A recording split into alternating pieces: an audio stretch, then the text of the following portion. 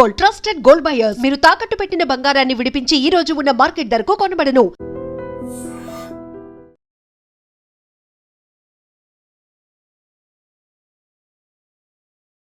పాము చూస్తే ఎవరైనా పరుగులు పెట్టాల్సిందే. అలాంటిది ఒక వాష్రూమ్లో 14 అడుగుల గిరి నాగు. చూసే వాళ్ళకి గుండె హడలెత్తిపోయి ఉంటుంది కదా.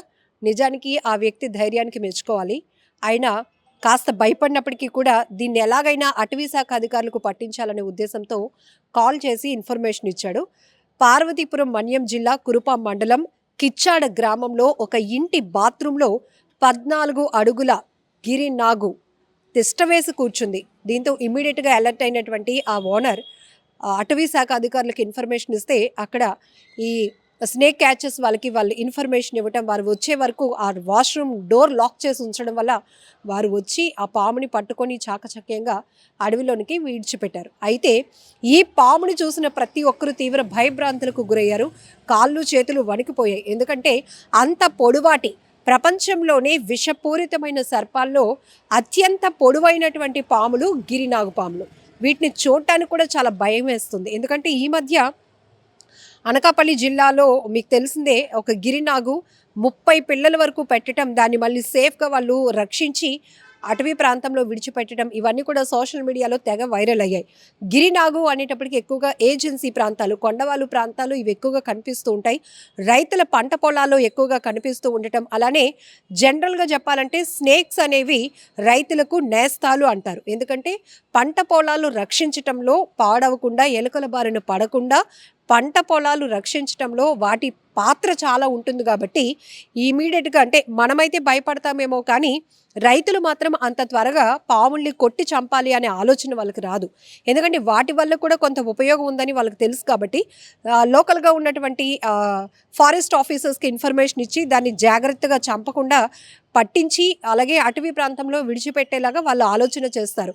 ఇక్కడ కూడా ఈ కిచ్చాడ విలేజ్లో ఒక ఇంటి వాష్రూమ్లో తిష్ట వేసి కూర్చున్న 14 అడుగుల గిరినాగు పామును చూసిన వెంటనే వాళ్ళు దాన్ని చంపేసే ప్రయత్నం చేయలేదు. కానీ దాని నుంచి వాళ్ళకి ఎలాంటి ప్రాణభయం లేకుండా, వీళ్ళు కూడా దానికి ఎలాంటి ప్రాణాపాయం లేకుండా దాని వెంటనే డోర్ లాక్ చేసేసి ఫారెస్ట్ ఆఫీసర్స్కి ఇన్ఫర్మేషన్ ఇవ్వడం వల్ల ఇమీడియట్గా మూర్తి గారు అండ్ టీమ్ ఫారెస్ట్ ఆఫీసర్స్ కూడా అక్కడికి చేరుకొని దాన్ని అతి కష్టంగా రెస్క్యూ చేసి బంధించి జనావాసాలకు దూరంగా ఉన్నటువంటి అటవీ ప్రాంతంలో విడిచిపెట్టడం జరిగింది.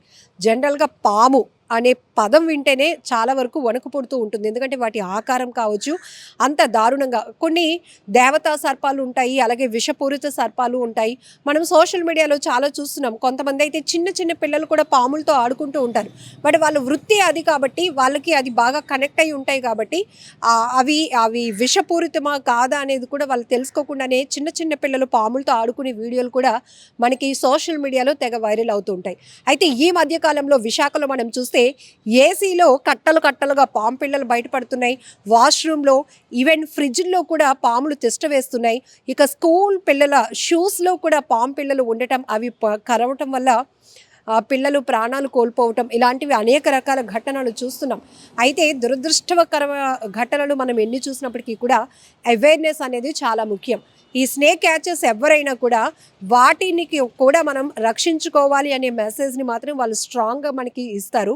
ఎందుకంటే మన మూమెంట్ బట్టి మనం వాటిని ఏమైనా చేస్తామనే ఆలోచనతో అవి భయపడి మనల్ని కరవటానికి ప్రయత్నిస్తాయని, ఒక రకమైన అవేర్నెస్ అనేది ప్రజలకు ఇవ్వటానికి ఈ స్నేక్ క్యాచెస్ సొసైటీస్ ఎక్కువగా వర్క్ చేస్తూ ఉంటారు. కాకపోతే ఇక్కడ మనకి గత 10 రోజుల క్రితం అనకాపల్లి జిల్లాలో 30 పాము పిల్లలు పెట్టినటువంటి ఆ పాముల్ని జాగ్రత్తగా ప్రొటెక్ట్ చేసి వాటిని ఎవరూ హాని కలిగించకుండా, ఎవరు అటువైపు వెళ్లకుండా కొన్ని రోజుల పాటు వాటికి ఒక వల లాంటిది ఏర్పాటు చేసి ప్రొటెక్ట్ చేసి తిరిగి అది పాము పిల్లలు 30 గిరినాగు పిల్లల్ని కూడా చాలా సేఫ్గా అటవీ ప్రాంతంలో విడిచిపెట్టారు. అంటే అక్కడ ఒక మెసేజ్ ఏంటంటే వాటి వల్ల ప్రాణభయం ఉంటుంది. కాకపోతే మీరు ఇమీడియట్గా చేయాల్సింది ఏంటంటే వాటిని ఎలాంటి డిస్టర్బ్ చేయకుండా బంధించి మీరు జాగ్రత్త పడండి. లేదంటే ఇలాంటి పరిస్థితులు ఉన్నా కూడా మీరు ఒకవేళ చీకటిగా ఉన్నటువంటి లైటింగ్ లేనటువంటి ప్లేసెస్కి వెళ్ళినప్పుడు కూడా ఒకసారి చెక్ చేసుకోవాల్సిన పరిస్థితి కూడా ఉంటుంది. ఎందుకంటే రెగ్యులర్గా మనం స్కూల్ షూస్లో పాము పిల్లలు దూరి ఉండిపోవటం,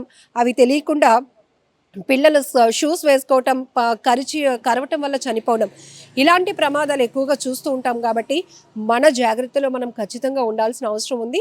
సో అలానే ఇక్కడ మూర్తి గారు అండ్ టీం చేస్తున్నటువంటి ఈ సర్వీస్ నిజంగా గ్రేట్ అని చెప్పాలి. ఎందుకంటే వాళ్ళు ఎంత నిష్ణాతులు, ఎంత నైపుణ్యత కలిగినప్పటికీ కూడా పాములు పట్టేవాడు అదే పాము కాటుకు గురై చనిపోతాడు అనే సామెత మనం రెగ్యులర్గా వింటాం. ఎందుకంటే ఎంతోమంది పాముని ముద్దు పెట్టుకోవటం, దాన్ని ఎలా ట్రీట్ చేస్తారో చూస్తాం. వాళ్ళే అదే పాము కాటుకు గురై చనిపోయినటువంటి పరిస్థితులు కూడా మనం సోషల్ మీడియాలో చూస్తున్నాం.